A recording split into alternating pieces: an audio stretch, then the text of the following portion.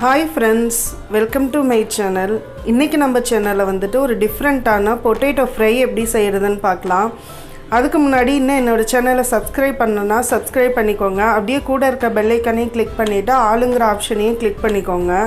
அப்பதான் நான் போடுற ஒவ்வொரு வீடியோவும் உங்களுக்கு உடனுக்குடன் வந்துட்டே இருக்கும். வாங்க எப்படி செய்யறதுன்னு பார்க்கலாம். ஃபர்ஸ்ட் நான் இன்னைக்கு வந்துட்டு ஒரு 1/2 கிலோ உருளைக்கிழங்க பாயில் பண்ணி நல்லா இந்த மாதிரி தோல் நீக்கிட்டு பொடி பொடியா கட் பண்ணி எடுத்துக்கிட்டேன். அடுத்து பெரிய வெங்காயம் வந்து நல்லா பொடி பொடியா கட் பண்ணி எடுத்து வச்சிட்டேன். ஒரு 5 பல் பூண்டு பொடி பொடியா கட் பண்ணி வச்சிருக்கேன். கொஞ்சம் கொத்தமல்லி தழை, எண்ணெய், இது கொஞ்சம் எண்ணெய் நிறைய தான் தேவைப்படும். எண்ணெய், கருவேப்பிலை. அடுத்து இது ட்ரை மசாலா, இதெல்லாம் நம்ம வறுத்து அரைக்க போறோம். கொத்தமல்லி ஒரு 3 ஸ்பூன், சீரகம் 1 ஸ்பூன், மிளகு 2 ஸ்பூன், சின்ன ஸ்பூனில் 2 ஸ்பூன், ஓமம் வந்து கொஞ்சமாக, பெரிய ஸ்பூனில் 1/2 ஸ்பூன் வந்து சோம்பு, ஒரு ஸ்டார் பூ, ஒரு பட்டை, 3 லவங்கம், 2 வரமிளகாய். இன்றைக்கி நான் வந்து காரம் கொஞ்சம் சேர்த்து வேணுங்கிறதுனால 2 வரமிளகாய் எடுத்திருக்கேன். நீங்கள் ஒன்று போதும், இல்லை மிளகு மட்டும் போதும்னாலும் ஓகே. வாங்க எப்படி செய்கிறதுன்னு பார்க்கலாம். ஃப்ரெண்ட்ஸ், நம்ம ஃபஸ்ட்டு வந்துட்டு இந்த ட்ரை மசாலா எல்லாம் ஒட்டுக்கா தனித்தனியாக வேண்டாம், ஒட்டுக்காவே போட்டு நல்லா செவக்க வறுத்து எடுத்துடலாம்.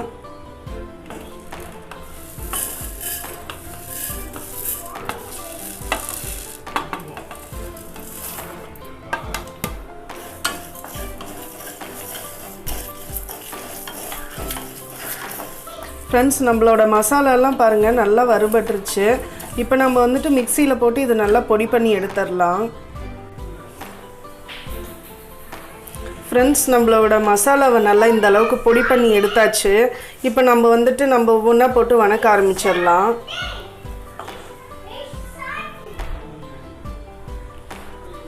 நான் இன்றைக்கி கடலெண்ணெய் தான் எடுத்திருக்கேன்.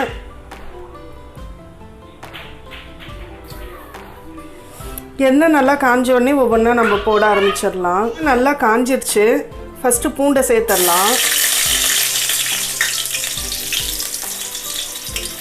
அடுத்தது கருவேப்பிலை,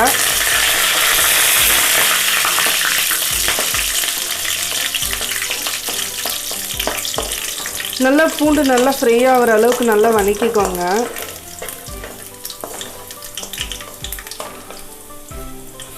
பூண்டு பார்த்திங்கன்னா நல்லா கலர் சேஞ்ச் ஆகிடுச்சு. இப்போ நம்ம ஆனியனை சேர்த்துடலாம்.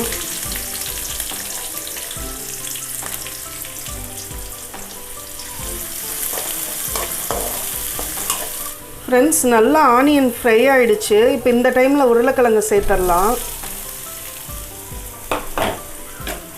உருளைக்கிழங்கு சேர்த்துட்டு நல்லா பெரட்டிக்கோங்க. உருளைக்கிழங்கு நல்லா ஆயில்லையே ஒரு 3 மினிட்ஸ் நல்லா ஃப்ரை பண்ணி எடுத்துக்கோங்க.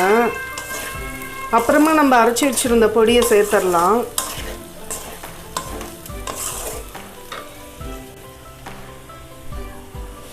ஃப்ரெண்ட்ஸ், நல்லா 2-3 நிமிஷம் நல்லா எண்ணெயிலே நம்ம வறுத்துட்டோம். இப்போ நம்ம அரைச்சி வச்சுருந்த பொடியெல்லாம் சேர்த்துடலாம்.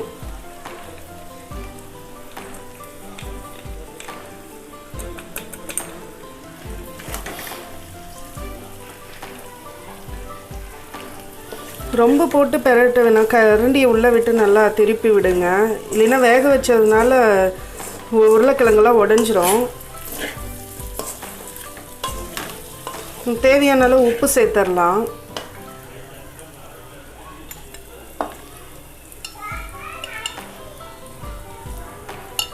நம்ம தண்ணி ஊற்றாமல் எண்ணெயில் தான் நம்ம இதை ஃப்ரை பண்ணி எடுக்க போகிறோம்.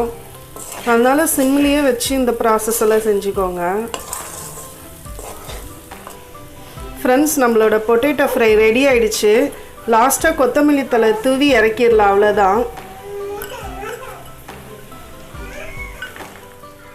ஃப்ரெண்ட்ஸ், நம்மளோட சூப்பரான பொட்டேட்டோ ஃப்ரை ரெடி ஆகிடுச்சு. இது வந்து ரச சாதம், பருப்பு குழம்பு, பருப்பு சாதம், இந்த மாதிரி நிறைய எல்லா கூடயும், தயிர் சாதம், மெயினாக தயிர் சாதத்து கூட இது சூப்பராக இருக்கும்.